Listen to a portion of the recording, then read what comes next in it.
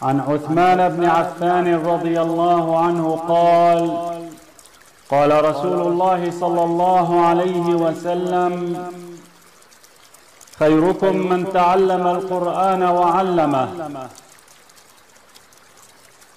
رواه البخاري.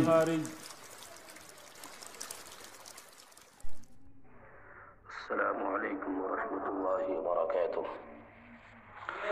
محترم سامعین، یہ ہم سب کے لیے بڑی مسرت اور خوشی کا موقع ہے کہ ہم کو عربی زبان آن لائن سیکھنے کا موقع مل رہا ہے.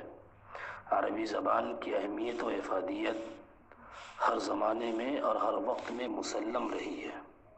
ہماری بنیادی کتب اور اساسی کتابیں سب عربی زبان میں ہی ہیں. اگر ہمیں اپنی اصل اور بنیادی کتابوں کو سمجھنا ہے تو عربی زبان پر قدرت حاصل کرنا ہمارے لیے بہت ہی زیادہ ضروری اور ناگزیر ہے. اس لیے ہمارے دوست اور بڑے ہی مخلص مفتی فیروز احمد صاحب دامت برکاتہم نے ایک اچھا سلسلہ شروع کیا اور آن لائن عربی زبان سیکھنے کا انتظام فرمایا. تو اللہ تبارک و تعالی انہیں بہترین بدل عطا فرمائے اور اس خدمت کو خوب عام فرمائے اور قبولیت عطا فرمائے، اور آپ حضرات ان سے جڑیں اور ماشاءاللہ موصوف کا انداز جو تفہیم اور سمجھانے کا اور پڑھانے کا لاجواب ہے، اس سے خود بھی فائدہ اٹھائیں اور دوستو احباب کو بھی متوجہ فرمائیں.